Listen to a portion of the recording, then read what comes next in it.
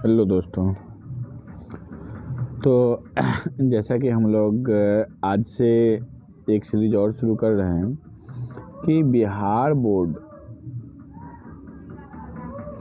के विद्यालयों में जो कक्षा 6 से 8 तक सामान्य अध्ययन के जो पुस्तक उनके जो प्रमुख चैप्टर है उन्हें हम लोग पढ़ लेंगे और पढ़ने के क्रम में देखेंगे कि इसमें जो महत्वपूर्ण तथ्य है उसे याद भी रखेंगे, क्योंकि बार बार यही कहा जा रहा है कि सिलेबस वही होगा जो बच्चे का सिलेबस है, लेकिन उसमें विस्तार से हम पूछेंगे। तो चलिए आज हम लोग क्लास 6 का हमारी दुनिया का पहला अध्याय हमारा सौरमंडल को पढ़ेंगे। इसमें देखते हैं कि गोविंद पिताजी के साथ, चैप्टर का नाम तो पहले ही आपको स्क्रीन पर दिख रहा होगा, हमारा सौरमंडल। तो सौरमंडल के बारे में ही इस चैप्टर में पूरा बताया गया होगा, उसको लाइन बाय लाइन हम पढ़ते हैं, जो महत्वपूर्ण होगा हम लोग सीखेंगे। गोविंद पिताजी के साथ रात में छत पर लेटा हुआ था, आकाश की ओर देख रहा था। दूर टिमटिमाते तारे उसे अच्छे लग रहे थे। वह पिताजी से पूछ बैठा, पिताजी तारे टिमटिमाते क्यों हैं? कुछ तारों में कम तो कुछ में ज़्यादा चमक क्यों है? ये पूछ बैठा। पिताजी बोले, आसमान में चांद तारे का एक पूरा परिवार है। कल हम लोग तारामंडल घूमने चलेंगे, वहीं तुम्हारी समझ में सारी बात आ जाएगी। अगले दिन गोविंद पिताजी के साथ तारामंडल पहुंचा। प्रवेश द्वार पर ही एक बड़ा सा चित्र दिखा। पिताजी ने बताया, यह सूर्य एवं उसके परिवार का चित्र है। जिस प्रकार हमारा अपना परिवार है, उसी प्रकार सूर्य के परिवार में सूर्य, ग्रह, उपग्रह, क्षुद्र ग्रह आदि होते हैं।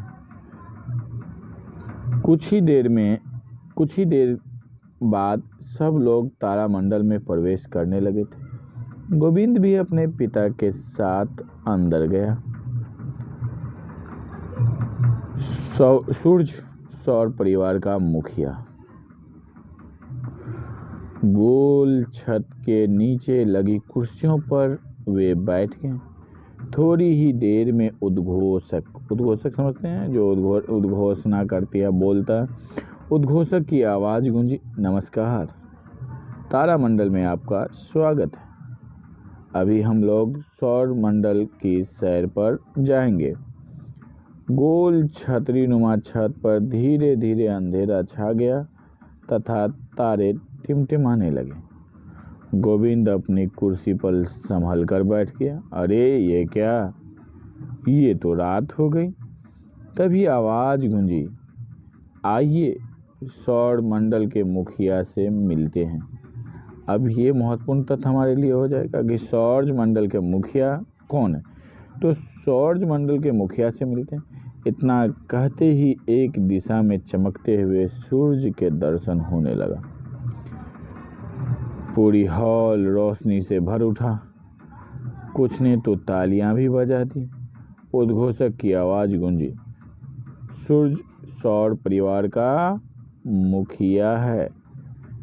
यह परिवार का सबसे बड़ा एवं प्रमुख सदस्य है। किस परिवार का? सौर परिवार का। सौर परिवार के सभी सदस्य प्रायः इसके प्रकाश से ही प्रकाशित होते हैं। समझेंगे कि सौर परिवार के सभी सदस्य प्रायः इसके प्रकाश से ही प्रकाशित होते हैं। दूरबीन से देखने पर सूर्य की सतह से उठती हुई आग की लपटें दिखाई देती है। इसे सौर प्रज्वाल कहते हैं। जब दूरबीन से देखने पर सूरज की सतह में से उठती हुई आग की लपटें दिखाई देती है, उसे सौर प्रज्वाल कहते हैं। तो समझ गए हैं कि सूरज की ज्वाला। आगे बढ़ते हैं।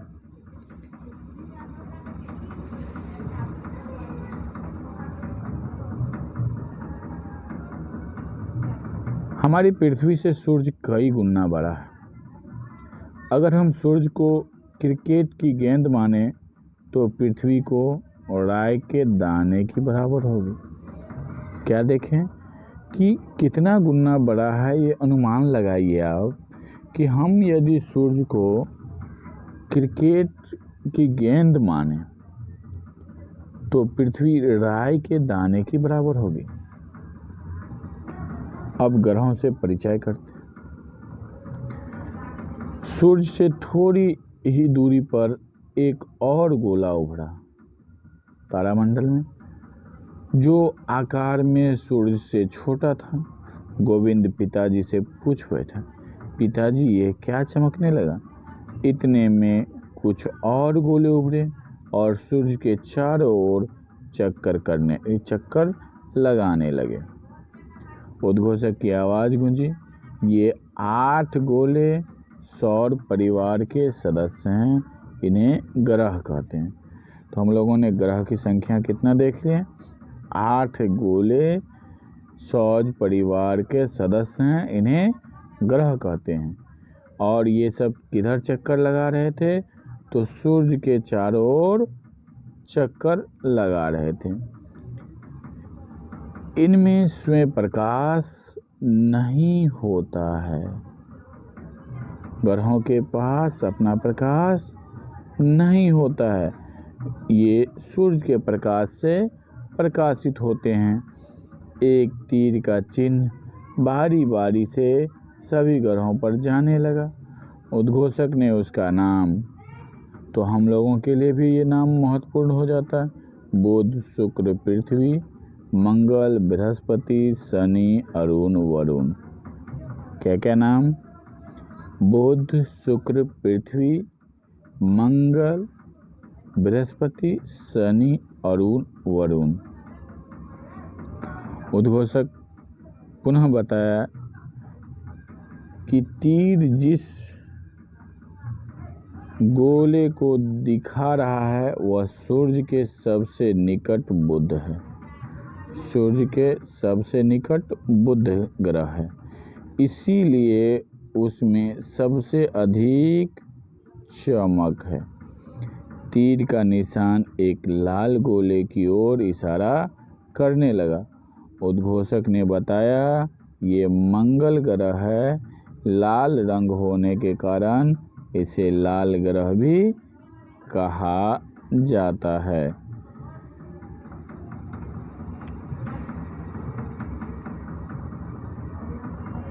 सभी ग्रह एक निश्चित दूरी बनाकर सूरज के चारों ओर घूम रहे थे।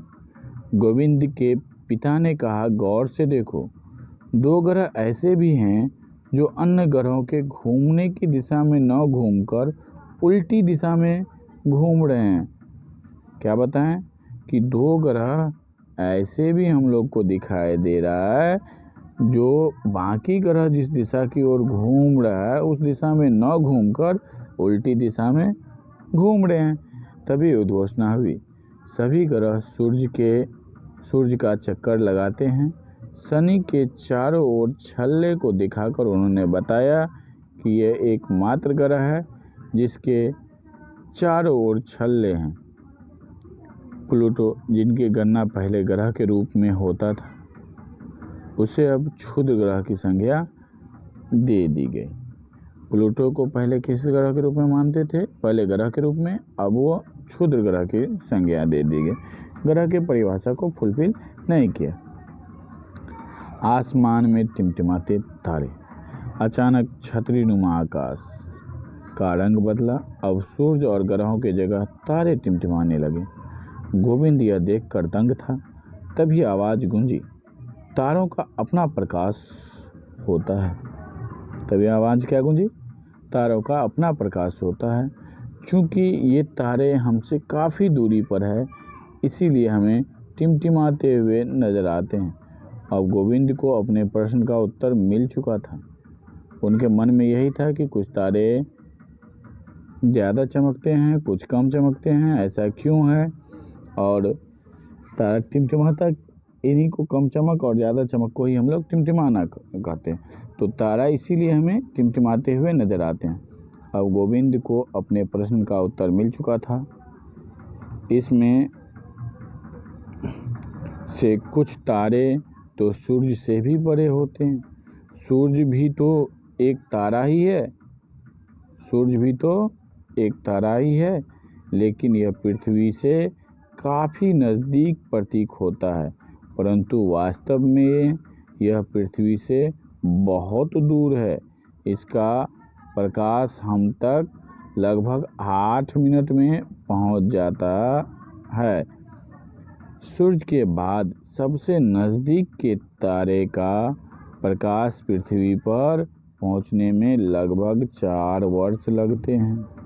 क्या देखें कि सूर्य का प्रकाश पृथ्वी पर 8 मिनट में पहुंच जाता है लगभग।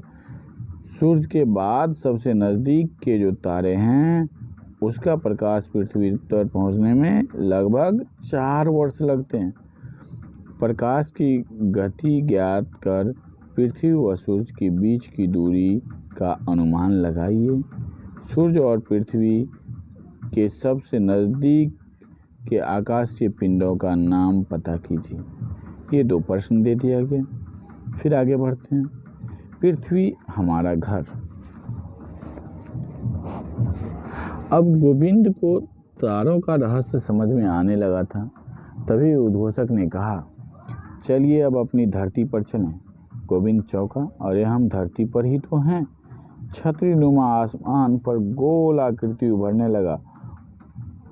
उसमें कई रंग के धब्बे दिखने लगे। उद्घोषक ने बताया, यही है हमारे पृथ्वी जिस पर हम रहते हैं।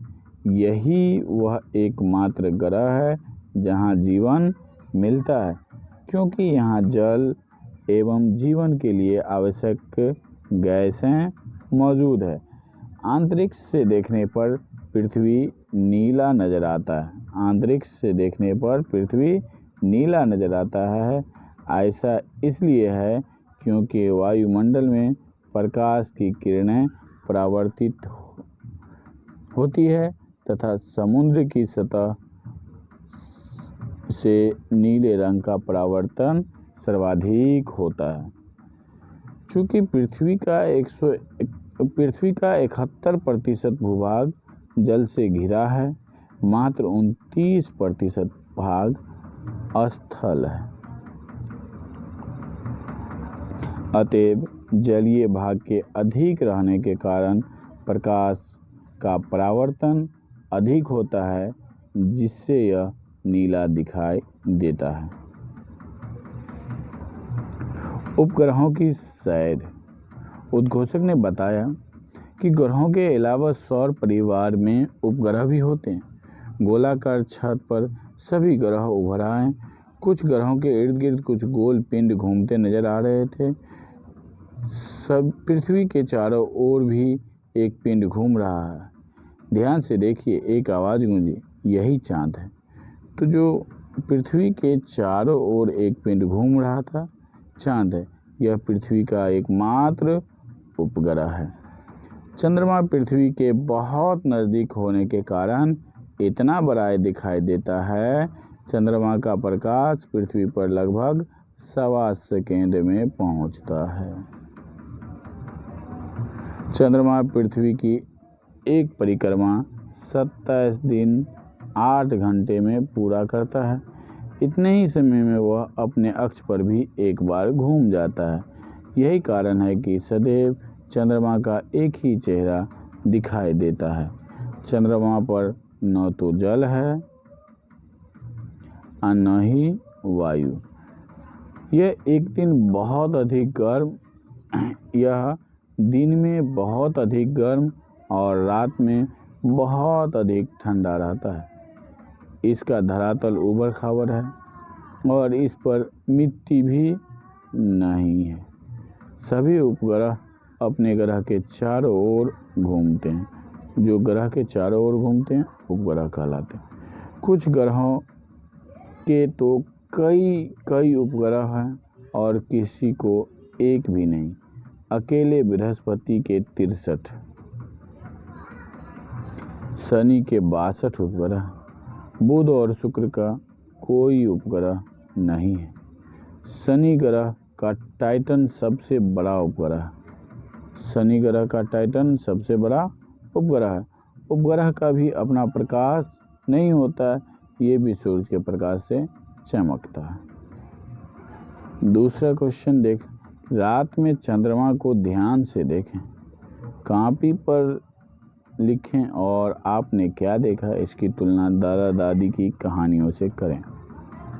इसी के साथ उद्घोषक ने सभी दर्शकों को तारामंडल पहुंचकर सौर परिवार वैज्ञानिक जानकारी प्राप्त करने के लिए धन्यवाद किया और कहा कि सभी खगोलीय घटनाएं वैज्ञानिक दृष्टिकोण से समझना और जानना चाहिए, न कि परंपरागत और अंधविश्वास से। शो समाप्त हुआ, सभी लोग बाहर निकले। गोविंद ने उत्साहपूर्वक कहा, आज मैंने नई नई बातें सीखी।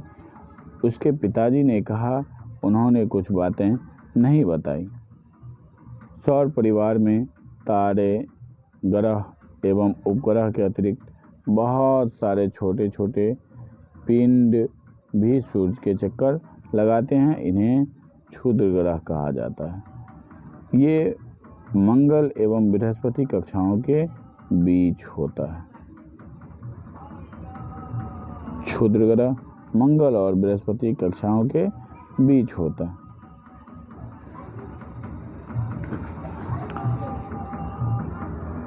खगोलविदों का मानना है कि ये ग्रह ही के टूटे हुए भाग हैं जो आकाश में इधर उधर घूमते रहते हैं। सबसे बड़ा क्षुद्र ग्रह सीरस है। तो हम लोगों ने ग्रह का नाम देखे कि 8 ग्रह और पृथ्वी के बारे में जाना कि वो कितना दिन में अपने अक्ष पर घूम जाता है। तो हम देखें कि ग्रहों के नाम बुध, शुक्र, पृथ्वी, मंगल, नाम में 4 एक बार याद कर लेंगे। बुध, शुक्र, पृथ्वी, मंगल, बृहस्पति, शनि, अरुण, वरुण। बुध, शुक्र, पृथ्वी, मंगल, बृहस्पति, शनि, अरुण, वरुण। अब जो है बुध शुक्र के पास उपग्रहों की संख्या कितना है? 0। पृथ्वी के पास उपग्रह की संख्या, चंद्रमा जो 1 है, पृथ्वी के कितने उपग्रह हैं? 1 उपग्रह है जो क्या है? चंद्रमा। मंगल के पास 2, बृहस्पति 63, शनि 62, यूरेनस 27 मीन्स अरुण, वरुण 13। सर्वाधिक ग्रह जो हम देखते हैं उपग्रह वो किस ग्रह के पास है? तो बृहस्पति ग्रह के पास सर्वाधिक उपग्रह। हाल ही में अनुसंधान एवं खोजों के उपरांत प्लूटो को ग्रह की सूची से निकाल दिया गया। अब क्या बना दिया गया? उपग्रह। कभी कभी आकाश से टूट कर गिरते हुए तारे दिखाई देते हैं। ये तारे नहीं बल्कि ये पत्थर के छोटे छोटे टुकड़े हैं जो सूर्य के चारों ओर चक्कर लगाने वाले पिंडों से टूट कर गिरते हैं। उन्हें क्या कहते हैं? उल्का पिंड कहा जाता है। टूट कर गिरने का प्रक्रिया में वायु के साथ घर्षण के कारण ये गर्म होकर जल जाते हैं, जिससे प्रकाश उत्पन्न होती है।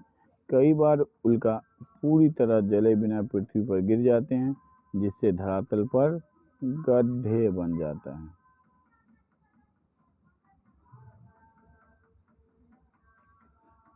ध्रुव तारा, यह एक स्थिर तारा है। यह उत्तरी गोलार्ध में पृथ्वी के उत्तरी अक्ष पर अवस्थित है। विषुवत रेखा पर किसी भी स्थान से देखने पर ध्रुव तारा क्षितिज पर दिखाई पड़ता है, परंतु ज्यों-ज्यों हम ध्रुव की ओर बढ़ते हैं, क्षितिज से उसकी ऊंचाई बढ़ने लगती है। क्षितिज से ध्रुव तारे की ऊंचाई जितनी डिग्री होगी, उस स्थान को अक्षांश भी उतना ही डिग्री होगा। यह हमेशा उत्तरी दिशा में दिखता है। इसीलिए प्राचीन काल से ही नाविकों को समुद्र में उत्तर दिशा का ज्ञान करवाता रहा है। कौन? ध्रुव तारे। तारों के कई विशेष समूह हैं। जब पृथ्वी सूर्य की परिक्रमा करती है, तो सूर्य के विभिन्न तारा समूहों के बीच नजर आते हैं। ऐसे समूहों की संख्या 12 है। इन्हें हम राशि कहते हैं।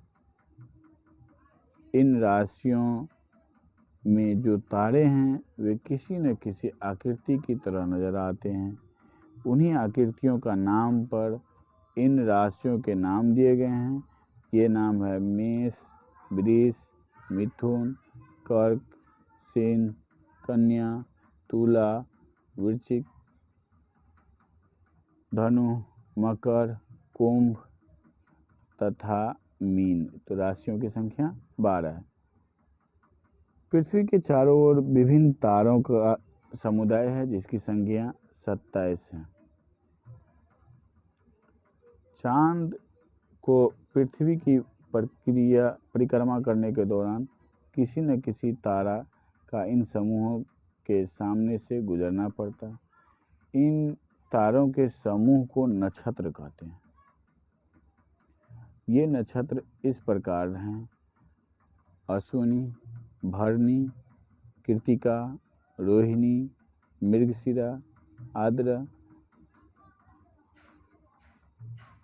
पुनर्वसु, पुष्य, अश्लेषा, माघा, पूर्वी फाल्गुनी, उत्तरी फाल्गुनी, हस्त, चित्रा, स्वाति, विशाखा, अनुराधा, ज्येष्ठ, मूल, पूर्वा, आषाढ़, उत्तराषाढ़, श्रावण,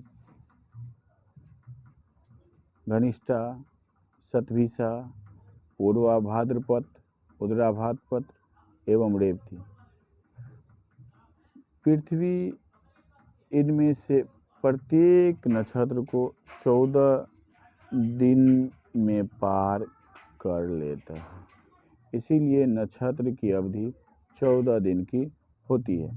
ज्योतिष के विद्वान मानते हैं कि नक्षत्र और मौसम में गहरा संबंध है।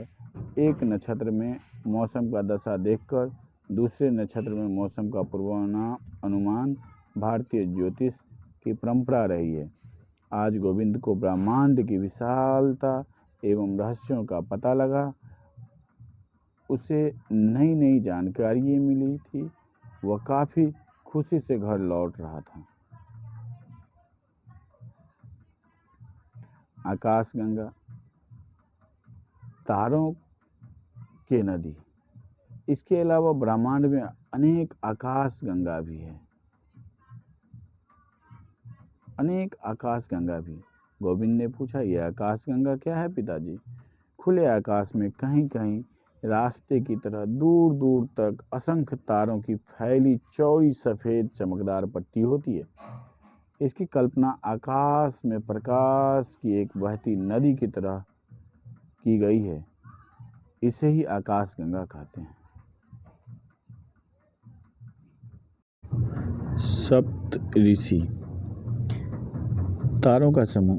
गोविंद, जब रात में तुम देखोगे तो उत्तर दिशा में 7 तारों का एक समूह नजर आएगा। 7 तारों का एक समूह नजर आएगा जिसे सप्तऋषि के नाम से जाना जाता है। भारतीय विद्वान ने इसका नामकरण ऋषियों के नाम पर किया। ऋतु, पुलह, पुलत्स, अत्रि, वशिष्ठ, अंगिरा एवं मरीचि। यूनानी ग्रंथों में इसे अल्फा, बीटा, गामा, डेल्टा,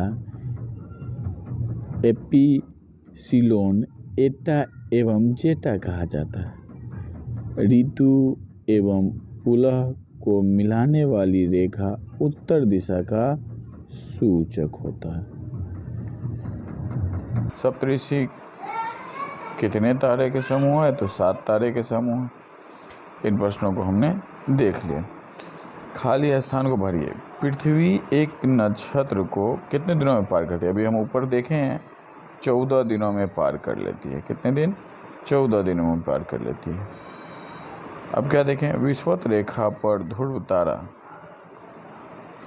कहाँ खाली स्थान पर दिखाई देती है? तो पृथ्वी के तो उत्तरी अक्ष पर दिखाई देती है, लेकिन विषुवत रेखा पे पूछ रहा है। ऊपर में हम लोग पढ़े थे कि विषुवत रेखा पर जो दिखाई देती है ध्रुव तारा, क्षैतिज पर दिखाई देती है। कहाँ पर दिखाई देती है? क्षैतिज पर दिखाई देती है। चलिए आगे।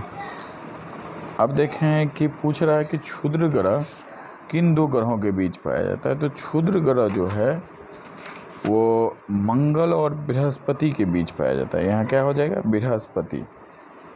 अब है बृहस्पति के उपग्रह। बृहस्पति के उपग्रह की संख्या कितना हो गया? 63, 63 हो गया। सूर्य के प्रकाश पृथ्वी तक, मोस्ट भी है इंपॉर्टेंट, बहुत बार बीपीएससी पूछ लिया है। तो कितने मिनट में? लगभग 8 मिनट में पहुँचता है। सूर्य का प्रकाश पृथ्वी पर लगभग 8 मिनट। 8 मिनट को देखेंगे तो 8 छक्के 48 मतलब 480 सेकेंड होता है, लेकिन इसे हम लोग 500 सेकेंड मान कर चलें कि सेकेंड में 500 सेकेंड, ठीक। और यदि मिनट में दे तो 8 मिनट माना जाता है। प्रश्न 3 दिया है कि सूर्य से दूरी के अनुसार विभिन्न ग्रह। सूर्य से दूरी के अनुसार देखें तो बुध, शुक्र, पृथ्वी, मंगल क्या है? पहले देख लें सूर्य से दूरी के अनुसार। बुध, शुक्र, पृथ्वी, मंगल, बृहस्पति, शनि, अरुण, वरुण, ये सूर्य से दूरी के अनुसार ग्रह है। सूर्य के सबसे नज़दीकी ग्रह का नाम क्या है? तो सूर्य के सबसे नज़दीकी ग्रह कौन सा है? तो बुध। सौर मंडल का सबसे बड़ा ग्रह कौन है जिसका नाम सबसे बड़ा है? क्या नाम है? बृहस्पति। बृहस्पति, इस ग्रह का नाम सबसे बड़ा ग्रह। चलिए, पेज तो उल्टा सीधा है, थोड़ा सा ऊपर जाना होगा। अब आगे देखें तो इसमें है पृथ्वी के निकटवर्ती ग्रह कौन से हैं? तो पृथ्वी के दोनों तरफ देखें तो एक तरफ शुक्र है, दूसरी तरफ मंगल। तो शुक्र और मंगल पृथ्वी के निकटवर्ती ग्रह हैं। अगला क्वेश्चन है कि उस ग्रह का नाम है जिनके चारों ओर छल्ले पाए थे। तो चारों ओर किस ग्रह के छल्ले पाए थे? शनि ग्रह के चारों ओर छल्ले पाए थे। सौरमंडल का कौन सा ग्रह आपको सबसे अलग लगा और क्यों? तो सौरमंडल का सबसे अलग ग्रह को जो देखें हम लोग तो वो पृथ्वी था। पृथ्वी सबसे अलग इसलिए कहा जाएगा क्योंकि यहाँ पे जीवन संभव था और जीवन देने के लिए जल और गैस की उपलब्धता थी। और इस ग्रह को नीला ग्रह भी कहा जाता है। नीला ग्रह इसलिए कहा जाता है कि यहाँ पर कितना % पानी देखे थे? 71% भाग पर पानी ही देखे थे। यहाँ प्रकाश के परिवर्तन के बाद वो नीला दिखाई देता है। अगला क्वेश्चन है पृथ्वी के उपग्रह का नाम। पृथ्वी का तो एक ही उपग्रह है जिसका नाम क्या है? चंद्रमा या चांद, चंद्रमा। अगला देखें, वे कौन सा ग्रह है जो पृथ्वी के घूमने के विपरीत दिशा में? हम लोगों ने देखा था कि 2 ग्रह जो है पृथ्वी के जो ग्रह सूर्य के चारों ओर चक्कर लगाता है उसके विपरीत दिशा में घूमता है। तो 2 ग्रह कौन से हैं? शनि और अरुण ग्रह जो विपरीत दिशा में चक्कर लगाता है। आकाशगंगा क्या है? आकाशगंगा किसको कहते हैं हम लोग? तारा के समूह को, लाखों तारा के समूह को आकाशगंगा कहते हैं। अब है मिलान। मिलान को देख लें कि बुध क्या है? सबसे छोटा ग्रह है। पृथ्वी जो है नीला ग्रह है। चंद्रमा ये पृथ्वी का उपग्रह है। उल्का पिंड आकाश में चक्कर लगाने वाले ये पत्थर हैं। आकाशगंगा यही अभी बताएं लाखों तारा का समूह है। ब्रह्मांड है लाखों आकाशगंगा के समूह को हम लोग क्या कहते हैं? तो ब्रह्मांड कहते हैं। कई तारे सूर्य से बड़े हैं फिर भी छोटे दिखते हैं। क्यों दिखते हैं? क्योंकि दूरी के अनुसार तारे जो हैं सूर्य से काफ़ी दूर पर अवस्थित है, इसीलिए जो नज़दीक है वो बड़ा दिखता है। तारे आकाश में ही है फिर दिन में नहीं दिखा है। क्यों? तो सूर्य के कारण सूर्य के प्रकाश इतना अधिक है कि इसे दिखने नहीं देता। चंद्रमा के तारों से छोटा है फिर भी हमें दिखाई क्यों नहीं देता है? चंद्रमा छोटा है फिर भी दिखाई नहीं देता है, इसका रीज़न है चंद्रमा तारों से छोटा है फिर भी हमें बड़ा क्यों दिखाई देता है? प्रश्न है। तो चंद्रमा तारों से छोटा है फिर भी बड़ा इसलिए दिखाई देता है कि ये तारों की अपेक्षा हमारे नज़दीक ज़्यादा है। अगर किसी आकाशीय पिंड में प्रकाश न हो तो क्या वह मर जाएगा? नहीं, क्यों नहीं नज़र आएगा? क्योंकि किसी भी चीज़ को देखने के लिए हमें प्रकाश की आवश्यकता होती है। Thank you.